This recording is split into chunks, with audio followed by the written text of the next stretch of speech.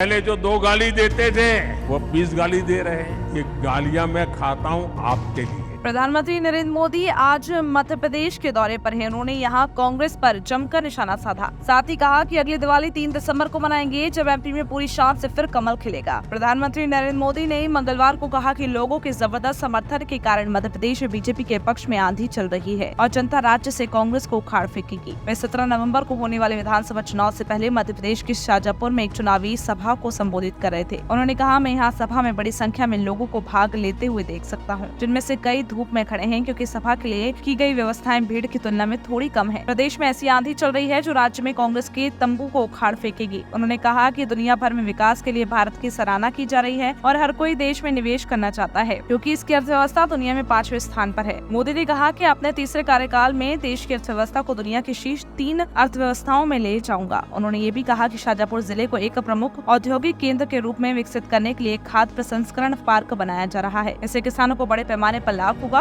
कांग्रेस पर निशाना साधते हुए प्रधानमंत्री ने कहा, पार्टी जहां भी सत्ता में आती है वहां भ्रष्टाचार करती है और देश में केवल एक परिवार के कल्याण के लिए काम करती है। जाहिरा तौर पर उनका इशारा गांधी परिवार की ओर था। उन्होंने आरोप लगाया कि कांग्रेस का एकमात्र एजेंडा लूटना और लूटना है, अत्याचार करना है और वे केवल नकारात्मकता पर ध्यान देती है। मेडिकल और इंजीनियरिंग पाठ्यक्रम हिंदी में शुरू करने का जिक्र करते हुए मोदी ने कहा कि कांग्रेस कभी नहीं चाहती थी कि गरीब लोग डॉक्टर और इंजीनियर बने। उन्होंने कहा, यही कारण है कि बीजेपी सरकार ने इन पाठ्यक्रमों को हिंदी में शुरू किया, लेकिन वे इसका भी विरोध कर रही है। उन्होंने ये भी कहा कि देश में 2 दिन पहले दिवाली मनाई और अब वे 3 दिसंबर को दूसरी दिवाली मनाएंगे, जिस दिन मध्य प्रदेश सहित 5 राज्यों में विधानसभा चुनाव के लिए वोटों की गिनती होगी। देखने वाली बात ये होगी कि आखिरकार मध्य प्रदेश में किसकी सरकार बनती है। तमाम बड़ी खबरों पर हम आपको लगातार अपडेट देते रहेंगे, लेकिन तब तक के लिए आप हमारे चैनल को सब्सक्राइब करें।